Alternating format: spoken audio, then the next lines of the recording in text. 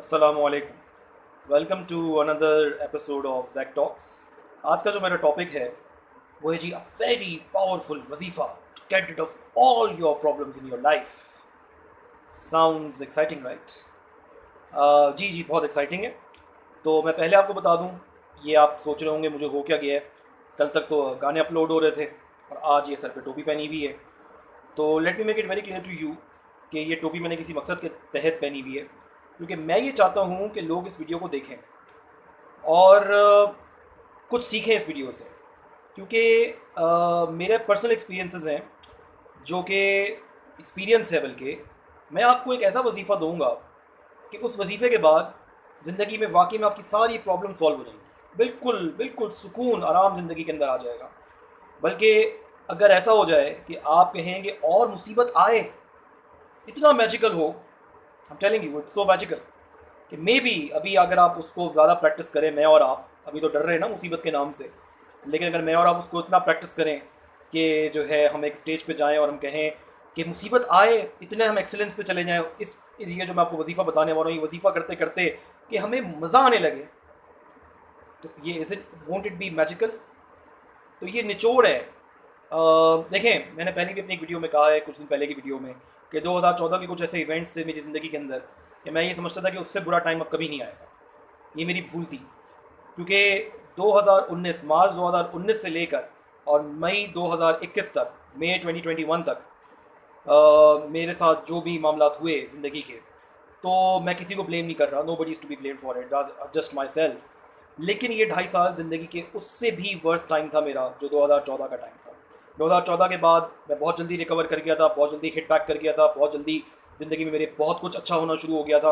और फिर एकदम से जो है 2019 मार्च 2019 से लेकर और मई 2021 तक वो कुछ हुआ जो शायद मैं कभी सोच भी नहीं सकता था अपनी ज़िंदगी के अंदर। लेकिन अगर इस सारे 2.5 साल के पीरियड के बाद अगर आज मुझे ये सब कुछ मिल गया जो मैं अब आपको वजीफ़ा बताने वाला हूँ, तो यकीन करें मैंने कुछ भी वेस्ट नहीं किया, कुछ भी मैंने वेस्ट नहीं किया।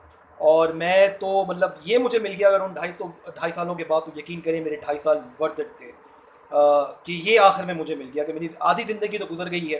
अब अगर आधी ज़िंदगी जो बची है, अगर बची है तो अल्लाह जानने वाला है कि कितनी ज़िंदगी है, लेकिन आधी ज़िंदगी मैं गुजार चुका हूँ, आधी ज़िंदगी अब आगे आने वाली है।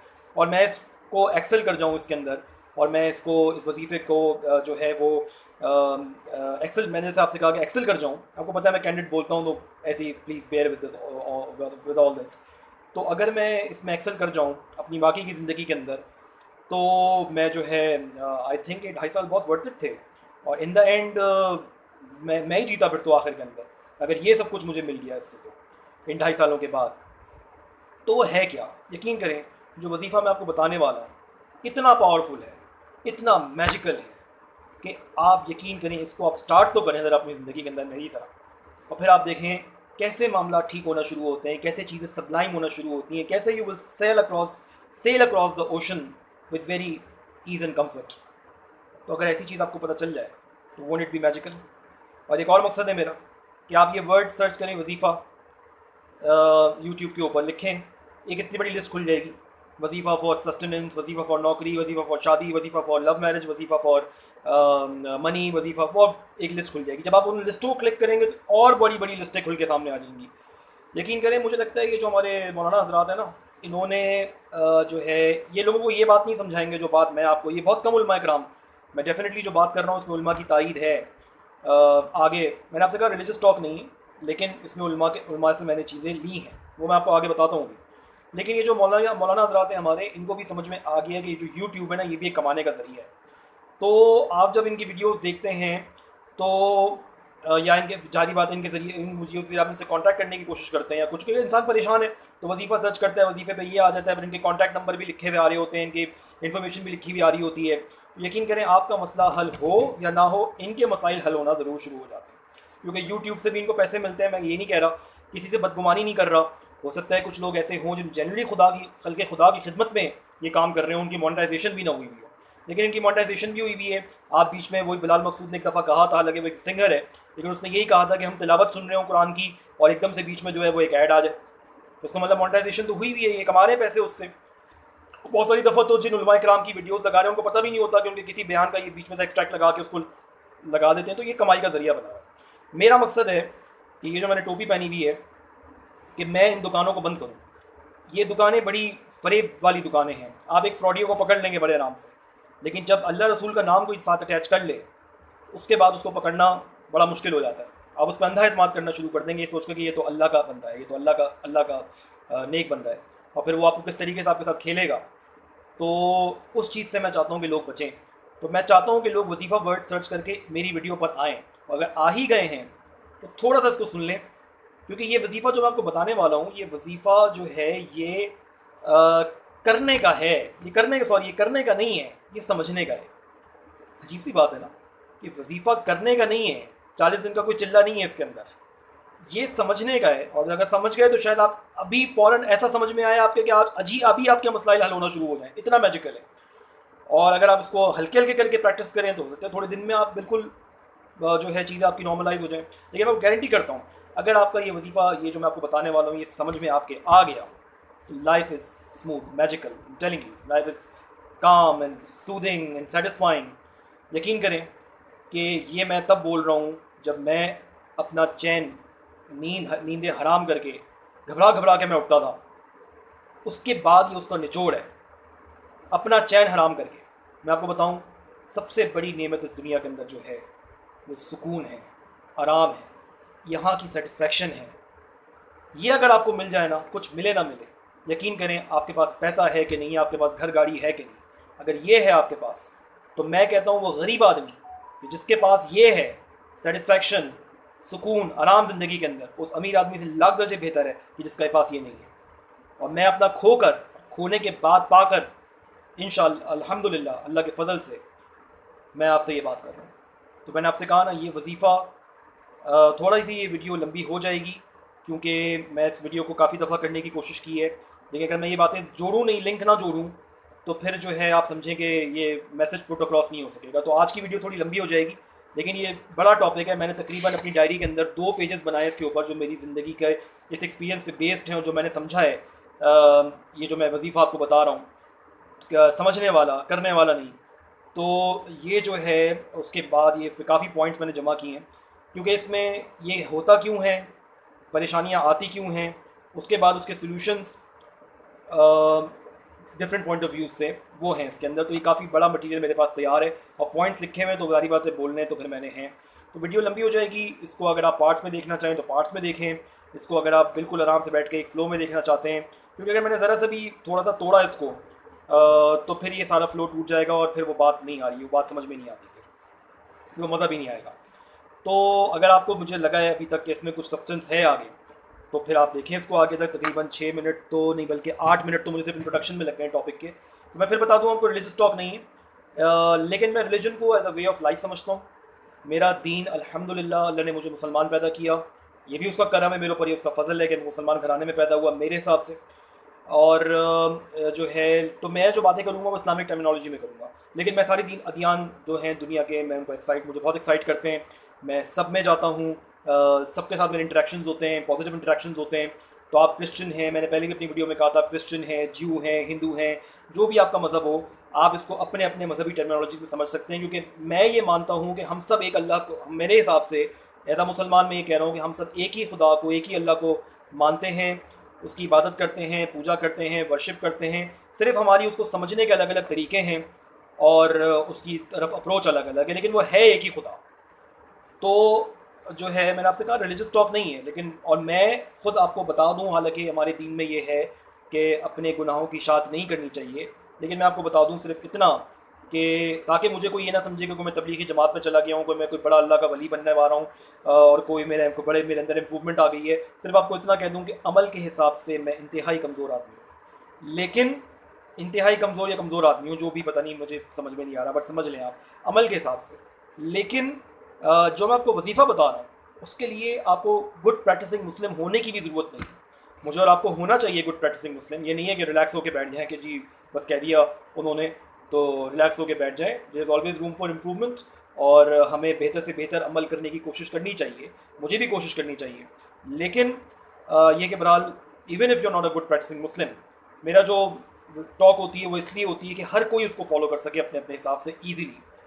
तो हैविंग साइड सो, कि ये बेसिकली सोशल टॉक है, लेकिन इसमें रिलीजन का बहुत बड़ा एलिमेंट शामिल है, साइकोलॉजी भी शामिल है। तो लेट्स बिगिन। तकरीबन 10 मिनट के इंट्रो के बाद अब मैं पॉइंट पे आना अपना शुरू कर दूँ। देखिए जी, अगर मैं आपसे अभी बोलूँ कि मुसीबत, परेशानी, आफत, बला, ट्रबल, डिफ़िकल्ट टाइम्स, ट्रायल, ट्रेबुलेशन, ये वर्ड्स में इस्तेमाल करूँ, क्या फ़ील आ रही है आपको? क्या फ़ील आ रही है? खुद परेशान हो रहे हैं ना? जब मैं बोल रहा हूँ तो आपको परेशानी महसूस हो रही है। परेशानी वर्ड सुनते ही परेशानी आ जाती है। इंसान सामने वाले के भी अगर कोई बोल रहा है तो इंसान भी परेशान होकर सुनता है, यार क्या परेशानी है? अगर मैं आपसे बोलूँ ये कुछ है ही नहीं, कुछ है ही नहीं, तो क्या मेरा दिमाग ख़राब हो गया है? मैं पागल हो गया हूँ? नहीं, ऐसा नहीं। लिटरली मैं आपको बता रहा हूँ, ये वर्ड्स हमारी लैंग्वेजेस में डिफ़ाइन कर दी हैं। असल में ये खौफ है, खौफ है, डर है। और अगर आपको ये डर ही निकल जाए, परेशानी परेशानी रहे ना, और आप उस परेशानी से को फेस करें आंखों में आंखें डालकर। अभी पता है मसला क्या है? हम अपने आप को छोटा समझते हैं और हम परेशानी को बड़ा समझते हैं, तो हम परेशान होना शुरू हो जाते हैं। अगर ये वाइस वर्सा हो जाए कि आप उससे इक्वल आके उसको फेस करें आंखों में आंखें डालकर परेशानी को, या इतना मैजिकल हो जाए कि आप उससे भी ऊपर चले जाएं, परेशानी छोटी हो जाए, आप बड़े हो जाएं, और सबसे अल्टीमेट मैजिक कि आप कहें कि परेशानी और आए मेरे ऊपर, और आए और आए। अगर इस लेवल तक मैं और आप चले जाएं तो मुझे बताएं, isn't it magical? Isn't it something जो कि आउट ऑफ दिस वर्ल्ड ही होगी? और ये मुझे 2.5 साल के बाद, खुद परेशानी से गुजरने के बाद, मुसीबतों से गुजरने के बाद, रातों की नींदें हराम करने के बाद, ये आज मुझे मिला है। तो मैंने आपसे कहा ना, मैंने कुछ खोया नहीं है, मैंने बहुत कुछ पाया इन 2.5 सालों के अंदर। तो लेट्स बिगिन। मैंने आपसे कहा ना, ये खौफ है, ये परेशानी कुछ नहीं है, ये खौफ है, ये डर है जो सुनते ही हमारे अंदर आ जाता है। और अगर ये डर ही निकल जाए, फिर आप देखें परेशानी रहती ही नहीं। तो आज की वीडियो में सिर्फ मैं एनालाइज करूँगा कि परेशानी आती क्यों है। फिर आपको इस्तिफ़ादा, मैं फिर आपसे कह दूं कि मैंने इसमें इस्तिफ़ादा किया है उलमाए किराम से। मेरे साथ एक बहुत अच्छी बात यह है कि जब मैं कोई चीज़ अपने जहन में सोच रहा हूँ तो ये मुझे पता नहीं ये आर्टिफिशियल इंटेलिजेंस है या फिर ये क्या है, कि जब मैं कोई चीज़ सोच रहा हूँ तो सोशल मीडिया पे मुझे उसका मवाद मिलना शुरू हो जाता है, उसके बारे में चीज़ें आना शुरू हो जाती हैं जिसको मैं सुनता हूँ। तो मेरा ये जैसे लेक्चर मैं आपके सामने दे रहा हूँ, डेफिनेटली इसमें मेरा इनपुट तो अपनी जगह, अपनी एक्सपीरियंस है, लेकिन उसमें उलमाए किराम की भी तायद है। तो 2 उलमाए किराम जिसमें मैंने मटेरियल जमा किया है जिनकी बातों से, ऑल्दो इसके पीछे और भी बहुत उलमाए किराम है, लेकिन नेमली क्योंकि अभी ऑफ लेट जो मैं बात कर रहा हूँ, तो डॉक्टर सआद अहमद मरहूम साहब बहुत एक, जब मैंने उनको सुना तो मुझे बहुत उनकी वीडियोस में बहुत कुछ मिला है उनकी वीडियोस से। अजीम इंसान थे, और शुक्र है कि उनका काम ये सोशल मीडिया पे सेफ़ है। और अभी एक हैं मौलाना साकिब रज़ा मुस्तफ़ाई, 2 अलग अलग मसलक के लोग हैं, लेकिन मैंने आपसे कहा ना, मैं किसी मसलक के चक्कर में, किसी मज़हब में नहीं पढ़ता, मेरे लिए सब काबिल एहतराम है, सब मेरे भाई हैं। तो इनकी वीडियो से मैंने इस्तिफ़ादा किया। और कुछ मौलाना तारिक जमील साहब की भी वीडियोज़ आ रही थी जिनको शायद मैं बाद में देखूँ, लेकिन इसी से मुझे काफ़ी मवाद मिल गया है।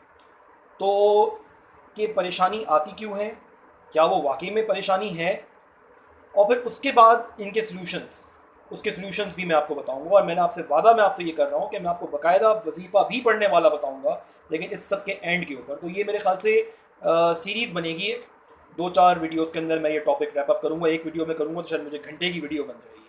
आज मैं सिर्फ बात कर रहा हूँ कि परेशानी आती क्यों है, और क्या वो रियली परेशानी ही है, जिसको हम परेशानी समझ रहे हैं वो परेशानी ही है। तो आज सिर्फ इसको एनालाइज करेंगे। अब वीडियो जितनी लंबी हो जाए, 15 मिनट तो इसी में गुजर गया। अच्छा जी, तो हैविंग सेड सो, ये सारी इंट्रोडक्शन के बाद परेशानी आती क्यों है, मैंने आपसे कहा ये आप अपने अपने मज़हब के हिसाब से भी समझ सकते हैं। मज़हब is a very beautiful way of life. Islam मेरे हिसाब से is the best way of life. ये उससे एक कोड ऑफ लाइफ जो है मैंने ड्रॉ किया है।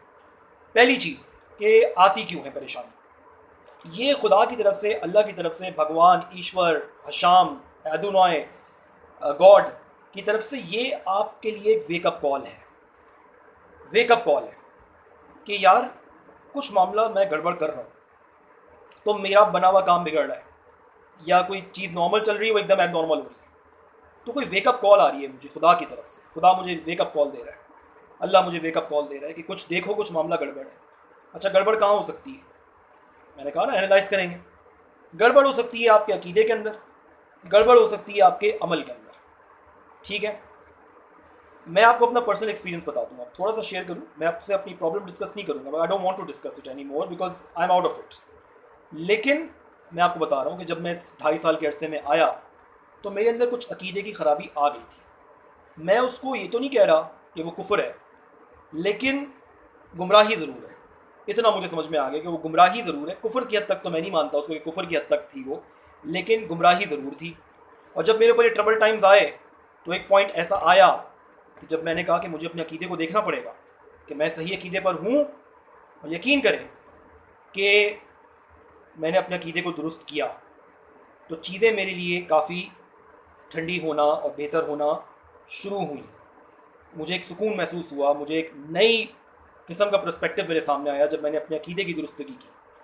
तो बिलीफ, ठीक है, लुक एट योर बिलीफ्स। अभी भी इसमें इम्प्रूवमेंट की ज़रूरत है और वो होती जा रही है। अल्लाह का शुक्र है, जब आप एक ट्रैक पे चल पड़ेंगे ना फिर वो रास्ता चलता चला जाएगा। मैं आगे ना आपसे कह रहा हूँ कि कोई अल्लाह का वली नहीं समझे मुझे, कोई मुझे ऐसा कोई ना समझे मुत्तकी परहेज़गार इंसान, इंतहाई गुनाहगार इंसान हूँ।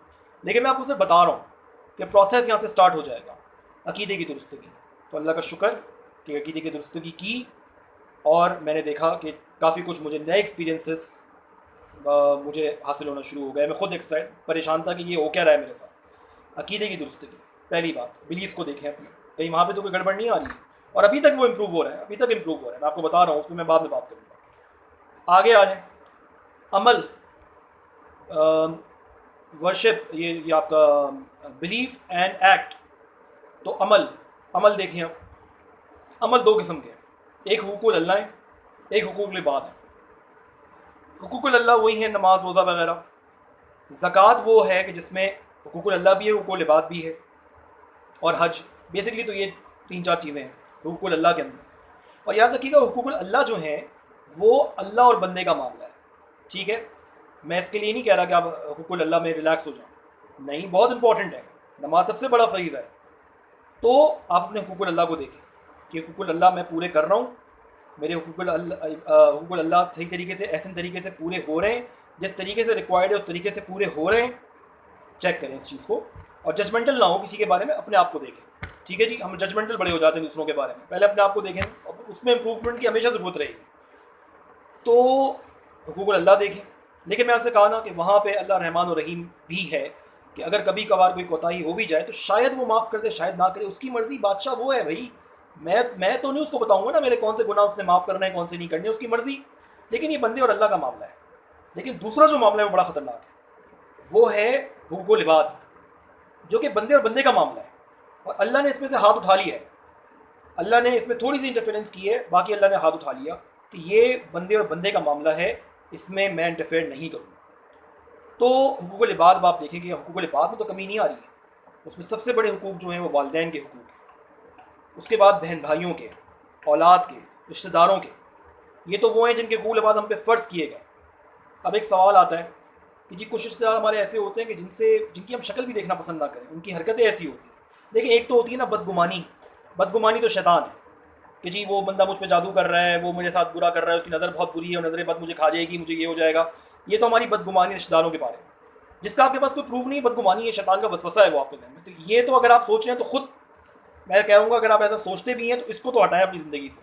ये तो खुद आप हो सकता है अल्लाह की पकड़ में आ जाए इस बात के ऊपर।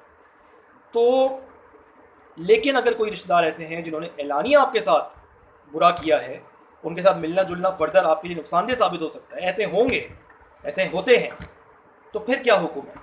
देखिए, फिर भी हुक्म है, मैं आपको शरई मसला बता रहा हूँ कि कम अज़ कम कदा ताल्लुक़ उनसे नहीं होना चाहिए और कम अज़ कम सलाम होना चाहिए। दुआ भी मैं नहीं कहता, बस इतना होना चाहिए कि कभी ज़िंदगी में आप आमने सामने आ जाएँ।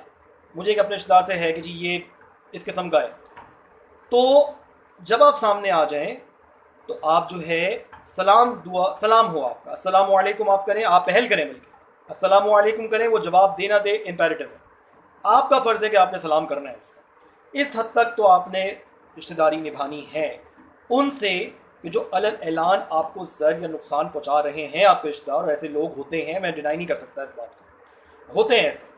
उनसे आपने मिनिमम रिश्तेदारी का लिमिट इतनी रखनी है। चेक करें कि मेरे मामलात क्या चल रहे हैं रिश्तेदारों के साथ, वालिदैन के साथ, औलाद के साथ, बहन भाइयों के साथ। अच्छा, फिर ये लाइन रिश्तेदारों की और कहाँ, सिला रहमी में कौन कौन आ रहा है? इसमें आपके मामू, आपकी खाला, फुप्पो और चचा और उनके बच्चे जो हमारे कज़न्स हैं, ये सब ये सिला रहमी का दायरा है हमारा।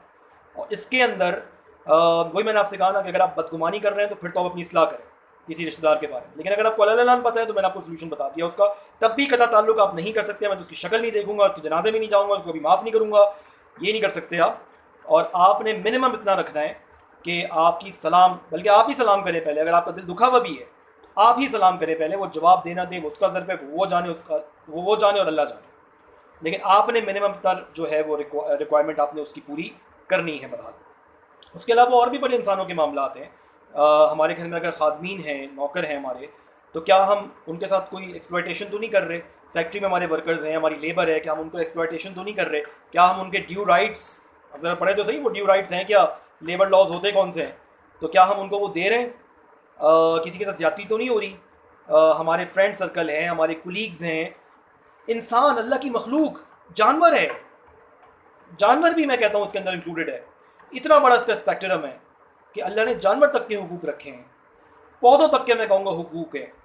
कि मैं एक पौधा अगर मेरे घर में रखा हुआ है, अगर वो मर रहा है, वो भी अल्लाह की मखलूक है, उसको अगर मैं पानी नहीं दे रहा तो मुझसे सवाल होगा, क्योंकि मेरी घर के अंदर वो पौधा रखा हुआ है, उसको मैं पानी नहीं दे रहा, वो मर रहा है, तो मैंने अल्लाह की क्रिएशन के साथ ज्यादती की है। कोई परिंदा, आपको वो हदीस तो पता ही होगी ना कि एक औरत थी जिसके बिल्ली मर गई थी, नेक थी, लेकिन उस घर में की बिल्ली भूख से मर गई थी, तो उसकी पकड़ हो गई थी खुदा के घर में इस बात के ऊपर। जानवरों तक के जो है वो हुकूक है। तो देखें ये इतना बड़ा स्पेक्ट्रम है, starting from your parents first, सबसे पहले पेरेंट्स से लेकर, और फिर औलाद, बहन भाई, कज़न्स, फिर हमारे इर्द गिर्द बसने वाले लोग, पड़ोसी, पड़ोसी भी देखें मामला पड़ोसियों के साथ कैसे हैं। तो ये सारी चीज़ें आ रही हैं, इनको देखें। हो सकता है इनमें कहीं गड़बड़ हो अकीदे के अंदर, हुकूक अल्लाह के अंदर, हुकूक इबाद के अंदर। और मुझे एक वेकअप कॉल आ रही है खुदा से, आप मुझे और आपको वेकअप कॉल आ रही है। तो आप ये सोचिए कि अगर हमें एक वेकअप कॉल आ रही है तो मैं और आप इस काबिल हैं कि हमें वेकअप कॉल आ रही है? हम अक्सर ये कहते हैं कि जी मैं क्यों, मेरे साथ क्यों, बाकी भी तो ऐसा कर रहे हैं, वो तो मुझसे ज़्यादा बुरा कर रहे हैं, उनको तो कुछ नहीं हो रहा। यकीन करें ये वो बातें हैं कि जब मुझे उस पीरियड, 2.5 साल की पीरियड में कोई ये बातें समझाता था ना, तो यकीन करें मैं उस पर गुस्सा हो जाता था। लेकिन आज अगर मैं आपको बता रहा हूँ 2.5 साल के बाद मैं आपको ये चीज़ें समझा रहा हूँ, तो मैं सिर्फ इतना कह सकता हूँ, अल्लाह मुझे रियाकारी से बचाए, मुझे माफ़ करे अगर मैं कोई गलती कर रहा हूँ, गुनाह कर रहा हूँ। तो मैं फिर भी आपसे ये कह दूँ कि मैं इस काबिल नहीं था, मैं इस काबिल नहीं था। जो बगावत मैंने खुदा के साथ की है, जो कुफर मैंने बका है, यकीन करें मैं इस काबिल नहीं था कि मेरे ऊपर मुझे कोई वेकअप कॉल दी जाए। और मैं फील करता हूँ कि मुझे वेकअप कॉल दी गई है। मैंने अपना अकीदा दुरुस्त किया, अमल दुरुस्त करने की कोशिश तो बहरहाल हर किसी को करनी चाहिए। मामलात, मतलब कि मेरा कज़न जो है वो यहाँ पिंडी इस्लामाबाद में रहता है, इतने सालों से वो रह रहा है, अकेला दोस्तों के साथ रह रहा है, मैं कभी उसके घर नहीं गया। यतीम बच्चा है, खाला मेरी जो है वो कराची के अंदर है, वो मस्त है अपनी ज़िंदगी के अंदर, खुश रह रहा है, कोई परेशानी में नहीं है, हमारे साथ रहा शुरू के अंदर। मैं उससे कभी मिलने नहीं गया। मुझे अपने एक शहर में होते हुए कोई ऐसा पताल नहीं है कि वो कोई दूर बैठा हुआ है, करीबी था मेरे घर के है, लेकिन मैं उससे मिलने चला गया एक दिन। मुझे ख्याल आया यार वो इतने दिनों से मैं उसके घर नहीं गया आज तक। कज़न है मेरा, खाला का बेटा है, खाला साथ भाई है, मैं उससे मिलने नहीं गया आज तक। तो अगर ये कोई वेकअप कॉल मुझे आ रही है, मैं डॉट्स देख रहा हूँ कि यार ये गलत, ये मालूम तो गलत नहीं हुआ, ये मालूम तो गलत नहीं है, ये मालूम तो गलत नहीं है, और मैं ठीक करता चला जा रहा हूँ, तो मुझे बताइए ये मुसीबत हुई? क्या मैं और आप इस काबिल हैं? चले मैं तो बिल्कुल इस काबिल नहीं हूँ कि मुझे वेकअप कॉल आए। इसका मतलब उसका फोकस, ये मुझे लोग कहते थे कि इसका मतलब है कि उसका फोकस है तुम्हारे ऊपर, उस रब का, उस अल्लाह का फोकस है तुम्हारे ऊपर। वो जो बाकी मस्त हुए हैं, जिनको तुम कह रहे हो ना कि वो भी तुम मुझसे बुरा कर रहे हैं, उनके साथ क्यों नहीं बुरा हो रहा, उनके ऊपर क्यों नहीं मुसीबत आ रही, तो वो तो मस्त है, उनके ऊपर तो फोकस ही नहीं है खुदा का, छोड़ दिया खुदा ने उनको। लेकिन अगर मेरे ऊपर फोकस है तो क्या मैं इस काबिल हूँ? अपनी बात कर रहा हूँ, आपकी बात नहीं कर रहा। मैं इस काबिल हूँ कि मुझ पर फोकस हो खुदा का, और वो मुझे कोई चीज़ मेरे अकीदे में या अमल में ठीक करवाना चाह रहे हैं? Am I so dear to him? I am not dear to him. I don't think that I am capable, I am eligible for this. इस काबिल नहीं हूँ। जो बका है मैंने कुफर, जो मैंने वावेला मचाया है अपनी परेशानी के ऊपर, मुसीबत के ऊपर, तो मैं इस काबिल, मैं वाकई में मैं इस काबिल नहीं हूँ। दिल में मेरे ख्याल आता है मैं कि रियाकारी तो नहीं कर रहा, लेकिन आप यकीन करें कि मैं इस काबिल नहीं था कि अगर अल्लाह मुझे कोई अकीदा और मेरा अमल दुरुस्त करवाना चाह रहा है मुझसे, तो मैं इस काबिल नहीं था। मैं भी उन मस्त मलंगों में होता, मेरे ऊपर भी कोई मुसीबत नहीं आती, तो मुझे वेकअप कॉल शायद मिलती ही नहीं कभी भी। तो मैं तो इस काबिल नहीं था कि मुझे मेरा रब जो है वो इतना मेरे ऊपर फोकस करके मुझे कुछ अच्छा करना चाह रहा है, मेरे से कोई बेहतरी करवाना चाह रहा है, मेरे कोई चीज़ को ठीक करवाना चाह रहा है। तो पहली चीज़ मैंने आपको बताई कि मुसीबत आती है as a wake up call. Wake up call आती है तो मुझे बताएं, अगर ये सब कुछ हो जाए, मेरा अकीदा ठीक हो जाए, मेरा अमल ठीक हो जाए, तो ये मुसीबत थी, ये जहमत थी, या ये रहमत थी, ये आसाइश थी, राहत थी, अता थी, फजल था, करम था, या ये मुसीबत थी, हुज़्न था, मलाल था? मुझे तो नहीं लगता। लगता है तो ये तो ऐसी वेकअप कॉल तो बहुत ज़रूरी है। And I am the lucky one who's got this. We are one of those lucky people. If we have got something like this, तो हम तो बहुत लकी हैं कि इतने सारे लोगों में जो हमसे बड़े बड़े गुनाह कर रहे हैं, ट्रांसग्रेशन कर रहे हैं, उसने हमें ये वेकअप कॉल देनी थी। उसका फोकस हमारे ऊपर था, उसने हमें जगाया और हमारे अकीदे को या अमल को ठीक कर दिया। तो मुसीबत हुई। चलें, ये पहला रीज़न है। Already we are into 26 minutes. बहरहाल मैंने आपसे कहा ना, ये ख़त्म तो मुझे करना है। ये इतना लंबा लेक्चर है कि शायद 2 घंटे मुझे इसमें लग जाए। मैं इसलिए सिर्फ आज कॉजेज़ पे बात कर रहा हूँ कि मुसीबत और परेशानी आती क्यों है, और क्या वो रियली मुसीबत है और परेशानी है, या फिर ये कुछ और है। दूसरा जो रीज़न है वो है जी कि कोई गुनाह है मेरे। हर इंसान गुनाहगार है, मासूम तो नहीं है। मासूम अनिल ख़ता तो नबी हैं और फरिश्ते हैं, तो हम तो जो हैं रसूल हैं। तो हम लोग तो गुनाहगार लोग हैं, हम तो आम लोग हैं, गुनाह तो हमसे होते रहते हैं। अगर कोई परेशानी मुसीबत देकर अल्लाह मेरे गुनाहों को साफ़ कर रहा है, मतलब मेरे गुनाहों को पाक कर रहा है, मुझे उन गुनाहों की सज़ा यहाँ दे रहा है, कोई चीज़ मुझसे छीन कर, कोई गम मुझे देकर, कोई लाइफ प्रॉपर्टी, अल्लाह माफ़ करे, लाइफ प्रॉपर्टी या किसी भी चीज़ का नुकसान देकर, ज़िल्लत रुसवाई फेस करवा कर, अगर अल्लाह मेरे किसी गुनाह की सज़ा मुझे इस दुनिया में दे रहा है, और ये है कि जिस गुनाह की सज़ा आपको दुनिया में मिल गई, आखिरत में आपका अकाउंट क्लियर हो गया। कुछ गुनाह डेफिनेटली, मैंने अभी इतनी रिसर्च नहीं की, कुछ गुनाह ऐसे होंगे जिसकी दुनिया में भी सज़ा होगी और आखिरत में भी सज़ा होगी। अल्लाह बचाए हमें उन गुनाहों से। लेकिन अगर कोई ऐसा गुनाह है कि जिसकी सज़ा मुझे दुनिया में मिल रही है और मेरी आखिरत का मामला अकाउंट क्लियर होता जा रहा है, तो शैतान आपको यहाँ बहकाएगा। शैतान आपसे आके कहेगा, आखिरत देखी किसने? कौन सी आखिरत? केड़ी आखिरत? करोड़ों साल के बाद भी कोई कब्र खोदोगे तो ढांचे निकल के आते हैं। कौन सी आखिरत है? कोई है जन्नत दोज़ख? कोई है कब्र का अज़ाब? शैतान आपको भड़काएगा। लेकिन हमें as a firm believe, as a मुसलमान या एज एनी रिलीजन, मुझे पता है हर मज़हब में ये दोज़ख जन्नत का, हेल हेवन का, नर्क और स्वर्ग का कॉन्सेप्ट है।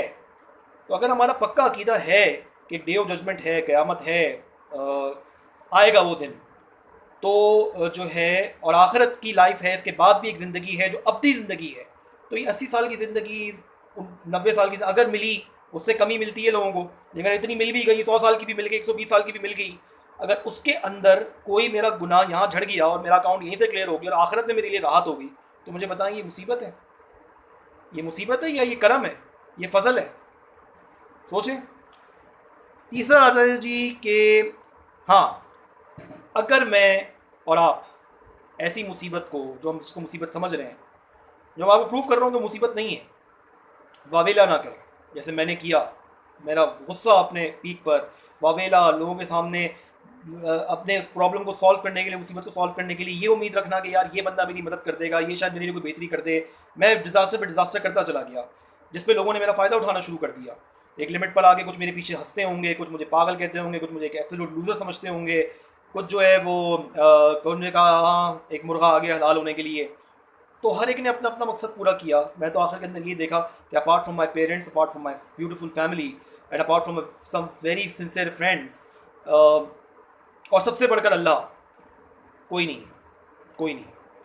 तो अगर मैंने और आपने अगर किसी मुसीबत पे वावेला किया, शोर मचाया, सब्र नहीं किया और उस पर परेशान हो गए, तो पहले तो ये काम करें कि तौबा करें मैं और आप इस चीज़ से कि गलती हो गई, अल्लाह माफ़ कर दे, वो तो रहमान और रहीम माफ़ करने वाला है। तो हम उससे माफ़ी मांगें सबसे पहले तो ऐसे गुनाह के लिए, और उसके बाद बस कह लें अल्लाह आइंदा ऐसा कभी नहीं होगा। और अगर हम सब्र कर लें उस मुसीबत के ऊपर, वो परेशानी के ऊपर, वो बेऔलादी, वो शादियों का टूटना, वो बिज़नेस का ख़राब होना, वो जो है नौकरी का चले जाना, वो कोई किसी भी किस्म की आफत, मुसीबत, बीमारी का आ जाना, अगर मैं उसको मुकाबला करे बगैर सिर्फ़ और सिर्फ सब्र कर लूँ उस बात के ऊपर, तो मुझे बताएं, और उस पर फिर मुझे पता है कि मेरा कोई गुनाह झड़ रहा है इस दुनिया के अंदर, मेरा कोई गुनाह जो है वो झड़ रहा है, अपार्ट के वो कोई ऐसा गुनाह हो जिसकी दुनिया में भी सज़ा है और आखिरत में भी सज़ा है, अल्लाह ना करे वो ऐसा गुनाह हो, तो मैं लिस्ट देखता हूँ कि कौन से ऐसे गुनाह हैं कि जिनकी दोनों जगह सज़ा है। मैं देखता हूँ उसको, वो मैंने देखा नहीं, मुझे ज़रूर लिखना चाहिए था यहाँ पे कि कौन से ऐसे गुनाह हैं। मैं देखता हूँ उनको भी कि वो कौन से ऐसे गुनाह हैं कि जिनकी दुनिया और आखिरत दोनों में सज़ा है। लेकिन ज़्यादातर तो ऐसे गुनाह हैं कि अगर वो यहाँ आपके कॉम्पनसेट हो गए तो वहाँ नहीं आपको कुछ, वहाँ पे आप क्लियर हैं। फिर अगर ऐसा हो जाए कि अब्दी ज़िंदगी के अंदर मुझे राहत मिल जाए, आसाइश मिल जाए, जन्नत मिल जाए और मेरा गुनाह यहाँ झड़ जाए इस ज़माने की, इस दुनिया के अंदर, टेम्प्रेरी लाइफ के अंदर, तो मुझे बताएं ये मुसीबत हुई या अल्लाह का करम हुआ, फजल हुआ, इनायत हुई, अता हुई? तो मुझे किस बात का वावेला करना? मुझे अगर सब्र से मैं उसको झेल लूँ, वावेला बचाए बगैर, शोर मचाए बगैर, तो अल्लाह मुझे उसका अजर दे रहा है उस सब्र का। इन्नल्लाह मा सब अल्लाह मा साबिरीन, अल्लाह सब्र करने वालों के साथ है। अल्लाह मेरे साथ हो जाए तो मुझे ज़रूरत क्या है फिर किसी और की? कोई मेरे साथ हो ना हो, जब अल्लाह मेरे साथ हो जाएगा। तो ये जो है तीसरा रीज़न होता है कि अल्लाह जो है मुसीबत में डाल के हमें इस दुनिया के अंदर उस पर हमें अजर अता करना चाहता है, उसका अजर देता है हमें और मिलता है, मिलेगा जिस फॉर्म, जिस तरीके से वो देना चाहता है। ये भी ना सोचें कि जिस तरीके से मैं चाहता हूँ मुझे वैसा अजर मिले, नहीं, जिस तरीके से वो अता करे, दुनिया में अता करे, आखिरत में अता करे, दोनों जगह अता करे, कहीं अता ना करे, उसकी मर्जी, बादशाह वो है। मैं तो उसको नहीं बताऊंगा ना कि मुझे इस तरीके से चाहिए इसका कॉम्पनसेशन। तो ये जो है तीसरा मैंने आपको बताया कि अल्लाह आपको इसका मुसीबतों का अजर देता है अगर आप इस पर सब्र करें तो। और सबसे बड़ी बात कि अल्लाह कहता है कि मैं साबरीन के साथ हूँ। आगे आ जाइए, ये एक बहुत बड़ा मर्तबा है। मैं समझता हूँ कि मैं और आप, मैं चले आप तो बेशक होंगे, मैं तो बिल्कुल भी इस काबिल नहीं हूँ। ये जो बाकी कैटेगरीज हैं इसमें तो मैं शायद कहीं फॉल कर जाऊँ, लेकिन ये वाली कैटेगरी में तो मैं अपने आप को इस काबिल नहीं समझता कि मैं कोई इस काबिल हूँ कि अल्लाह मुझे कोई दर्जा, कोई मकाम अता करना चाहता है, एलिवेट करना चाहता है, मेरे स्टेटस को बढ़ाना चाहता है। मैं नहीं समझता कि मैं इस काबिल हूँ कि अल्लाह मुझे कोई मकाम मर्तबा देना चाहता है। मैं एक इंतहाई गुनाहगार इंसान, मैंने फिर आपसे कहा बार बार गुनाहों का जिक्र नहीं करना चाहिए, लेकिन इसलिए कर रहा हूँ कि कोई गलत ना समझे। एक पहले भी सर साहब गाने गा रहे थे और आज जो है ऐसी मजहबी बातें कर रहे हैं, मुझे नहीं सुनना है इस किस्म की बातें। मैं आपसे एक सोशल टॉक कर रहा हूँ, रिलीजियस टॉक नहीं कर रहा, लेकिन रिलीजन इनकॉपरेट कर रहा हूँ as a way of life. तो अगर अल्लाह मुझे इस काबिल समझे कि मुझे किसी परेशानी में डालकर मेरा स्टेटस एलिवेट कर रहा है वो, तो मैं तो अपने आप को इस काबिल नहीं समझता। हो सकता है अल्लाह के करम से, अल्लाह के फजल से आप इस काबिल हो जो मेरी ऑडियंस सुन रही है मुझे। मैं तो इस काबिल बिल्कुल नहीं हूँ कि मुझे अल्लाह कोई मकाम मर्तबा अता करेगा। मैं नहीं समझता कि अल्लाह मुझे कोई मकाम मर्तबा, इस काबिल हूँ मैं। लेकिन अगर उसका कोई, अगर मैं अगर कह रहा हूँ, अगर उसका कोई ऐसा प्लान हुआ, मैं फिर यही कहूँगा कि खुदा मेरे अल्लाह, मैं इस काबिल नहीं था, मैं इस काबिल नहीं हूँ, लेकिन अगर तेरे कोई जहन में ऐसा प्लान है तो मैं तो सजदे से सर ना उठाऊं, उसी सजदे में मेरी ज़िंदगी ख़त्म हो जाए, इससे बढ़कर मेरे लिए कोई मकाम मर्तबा नहीं हो सकता। क्योंकि आप देखें ये दुनिया के क्राइटेरिया अलग अलग हैं। अगैन मैं वही बात करूँगा कि वाक़या करबला को हम लोगों ने एक पर्टिकुलर मकतब से जोड़ दिया है, मसलक से जोड़ दिया है, और हमने कहा बस ये उनका है। वो दरस इंसानियत है, किसी मकतब का नहीं है, वो किसी मसलक का नहीं है, वो हम सबका है, सारे इंसानों के लिए दर्स है। तो अगर आप वाक़या करबला को पूरा देखें, ज़ाहिरी तौर पर दुनिया में यजीद जीत गया। अगर हम वाक़या करबला की जंग को देखें सिर्फ दुनियावी पॉइंट ऑफ व्यू से, तो यजीद जीत गया, इमाम हुसैन हार गए। नाउज़ुबिल्लाह, ये कहना भी गलत होगा, लेकिन मैं दुनियावी लिहाज से एक बात कर रहा हूँ। और जो कुछ हुआ उनके और उनकी फैमिली के साथ, तो जो दुनिया देखेगी तो दुनिया तो यही कहेगी यार, और कहने वाले ऐसे बदबख्त भी लोग हैं जो कहते हैं जी बेवकूफ़ी थी ये तो, नाउज़ुबिल्लाह। चलें, वो उनका मकसद वो जाने, लेकिन ज़ाहिरी तौर पे तो ऐसा ही है, ज़ाहिरी तौर पे तो यही नज़र आ रहा है। लेकिन आज मैं सिर्फ आपको एक चीज़ बता दूं कि हुसैन जीते या यजीद जीता। मैं आपको एक चीज़ बता दूं कि आप इमाम हुसैन की कब्र की शान और शौकत देख लीजिए करबला के अंदर, और आप यजीद की कब्र देख लीजिए, और आप इमाम हुसैन के नाम की इज्जत देख लें। यजीद वो बदबख्त है कि जिसकी अगर कोई हिमायत भी ले, अगर वो मोहतरम लोगों की नज़रों में होता है, तो यजीद की कोई हिमायत लेता है तो वो भी बदबख्त बन जाता है, लोग उससे भी नफरत करना शुरू कर देते हैं। यजीद उसका वो मुकाम है आज। ज़ाहिरी तौर पर वो दुनिया में जीत गया था, लेकिन हमेशा के लिए हार गया, और इमाम हुसैन हमेशा के लिए जीत गए। तो मैं नाउज़ुबिल्लाह को अपने आप को कंपेयर नहीं कर रहा, सिर्फ आपको ये बता रहा हूँ कि दुनिया क्राइटेरिया अलग अलग होते हैं। और ये मकाम मर्तबा उस करबला जैसी ट्रायल के बाद क्या हुसैन को मर्तबा अल्लाह ने दिया और क्या यजीद का सत्यानाश हुआ। तो देखें, इसमें ये बात भी आती है कि कोई मुझे पत्थर मारे। मैं डॉक्टर इसरार अहमद साहब की एक वीडियो से इस्तेफ़ादा मैंने किया, उसमें मैं सुन रहा था, वो कह रहे थे कि किसी को कोई बंदा पत्थर मारेगा तो पत्थर उसके नसीब में लगना है, लेकिन उस दरवेश को पत्थर मारा तो उसने पलट के देखा, उसने कहा पत्थर मुझे तुमने मारा, उसने कहा तुम तो कहते हो ना कि तुम्हारे नसीब में पत्थर लगना था, तो तुम्हें लग गया पत्थर, तुम मुझे क्यों पलट के देख रहे हो, जो मुझे थोड़ा बहुत वाक़या याद आ रहा है। तो उन्होंने कहा पत्थर लगना तो मेरे नसीब में था, लेकिन मैं उस बदबख्त को देखना चाहता था कि किसने मुझे पत्थर मारा है। तो आप सोचिए कितनी डीप बात है ये समझने वालों के लिए। तो स्टेटस एलिवेट होना, अगर मुझे और आपको खुदा ये समझ ले कि हमें कोई मकाम मर्तबा वो दे रहा है किसी दुनियावी मुसीबत में डालकर, बस वर्ड्स नहीं है बोलने के लिए। अगर ऐसा कोई शान करीमी हम मुझ पर और आप पर हो जाए तो हम इस काबिल नहीं हैं, मैं तो बिल्कुल नहीं हूँ, लेकिन अगर हो बस आगे चलें। आगे ये आते हैं जी कि एक चीज़, हाँ ये चीज़ 35 पे हम पहुँच गए। एक चीज़ मुझे जो है वो हमारी एक कुलीग हैं और मजहबी घराने से हैं, उनके पास भी मैं रोता हुआ वाबेला करता हुआ गया था। उन्होंने मुझे, उनसे मेरी कोई तकरीबन 1-1.5 घंटे की बात हुई। और ये फ़ायदा होता है आपको मजहबी लोगों में बैठने उठने का कि वो आपको कुछ ऐसी चीज़ें बता देते हैं जो आपकी नॉलेज में नहीं होती। ये डिपार्टमेंट मैंने उनसे सुना, ये जो मैं आपको बात करने वाला हूँ ये मैंने उनसे सुना है, और मैंने एक जगह और सुना है, ये मैंने कभी नहीं सुना था।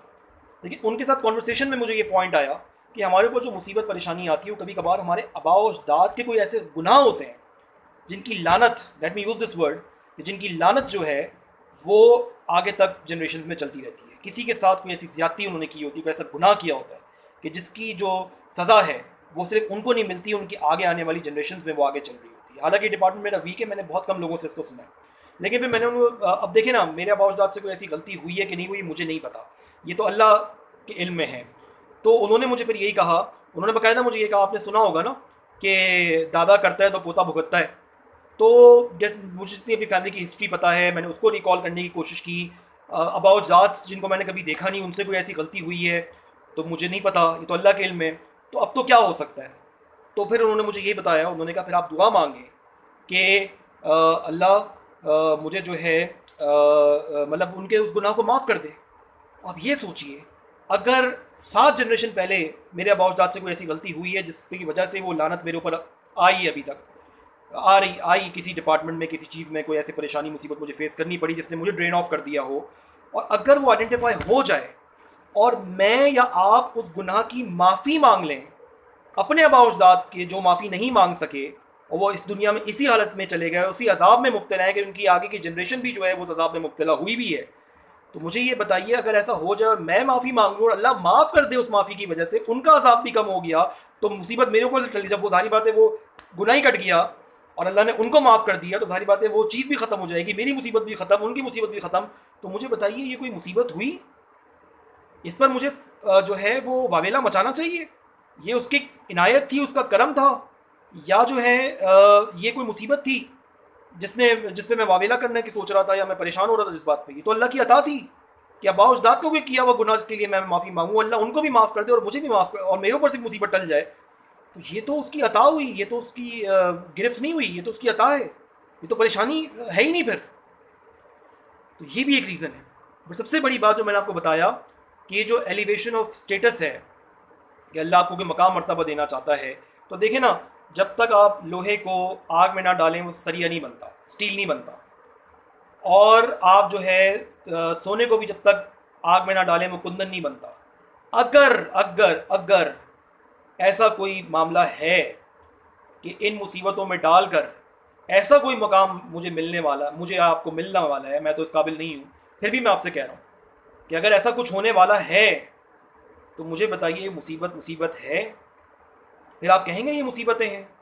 और अगर हम इसको थोड़ा प्रैक्टिस करें और आगे तक ले जाएं, तो अगर हम उस मुकाम में इश्क पर आ जाएं कि हम कहें और आएँ और आएँ और आएँ कि मेरे गुनाह, मैं फिर रिपीट कर दूं आपको, वेकअप कॉल आ रही है मुझे।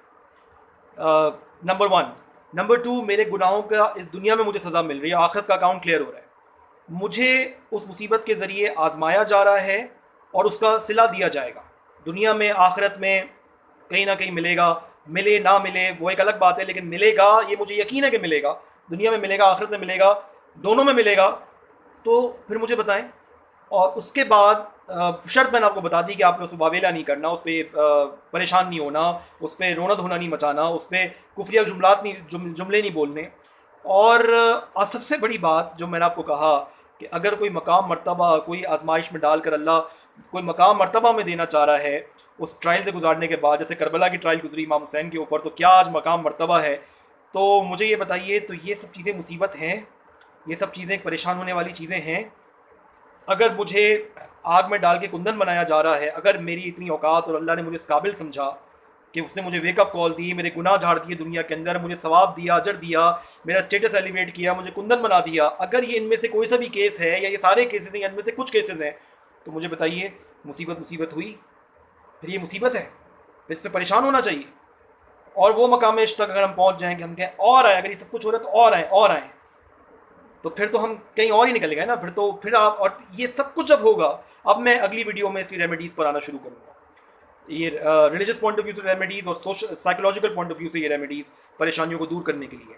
तो ये वजीफ़ा मैंने आपको दे दिया, इस वजीफ़े का स्टार्ट हो गया। अब ये वजीफ़ा थोड़ा कंटिन्यू होगा, इसके सोल्यूशन अब नेक्स्ट वीडियोज़ में आएंगे। रिलीजियस पॉइंट ऑफ व्यू से भी, जो कि मैंने आपको कहा वे ऑफ लाइफ है, तो सोशल बन जाएंगे, और साइकोलॉजिकल पॉइंट ऑफ व्यू से भी। तो अगर आपको कुछ लगा तो वीडियो तो बहुत लंबी होगी, 40 मिनट की तकरीबन। तो अगर आपने सुना मुझे अभी तक तो बहुत शुक्रिया आपका। बस यही दुआ मेरे लिए करिएगा कि जो मैं कह रहा हूँ, जो मुझे अब अता हो गया, मैं ये कहता हूँ कि मुझे कुछ मिले या ना मिले, जो है अगर वो भी चला गया, अल्लाह ना करे, मैं फिर भी डर के बोल रहा हूँ कि अल्लाह ना करे कि जो है वो चला जाए, डर के बोल रहा हूँ अभी, क्योंकि मैंने आपको बताया ना ये सब चीज़ें अभी प्रैक्टिस करना शुरू की हैं, अभी ये स्टार्ट हुई है मेरी ज़िंदगी के अंदर, ये सोच मेरी 180 डिग्री का टर्न अभी आया है। अगर इससे मुझे इस्तेकामत मिल जाए, मुझे भी और मेरी वजह से, मेरी सुनने के बाद आपको भी, तो फिर ज़िंदगी सुकून से नहीं हो जाएगी, आराम से नहीं हो जाएगी। जब मुसीबत मुसीबत ही ना हो, जब परेशानी परेशानी है ही नहीं, ये तो अता है, ये तो खुदा की तरफ से करम है, हम ये समझ लेंगे तो ज़िंदगी में सुकून आ जाएगा। सबसे बड़ी नेमत मैं आपको फिर ये कह रहा हूँ, जो मैंने खोने के बाद पाई है वापस, वो है सुकून, सेटिस्फैक्शन, इनर सेटिस्फैक्शन, यहाँ से सेटिस्फैक्शन। बस बहुत शुक्रिया आपका अगर आपने इसको सुना। बहुत लंबी वीडियो हो गई, कोशिश करूँगा अगली वीडियोज़ में सोल्यूशंस को मैं, लेकिन मैंने आपसे यही कहा ना कि अगर मैं फ्लो तोड़ देता तो ये बात पूरी इम्पैक्टफुल नहीं होती। सेव कर रहा हूँ अपने लिए भी, और आपका जब दिल चाहे आप देख लीजिएगा, अगर आपने सुना देखा आपको समझ में आया।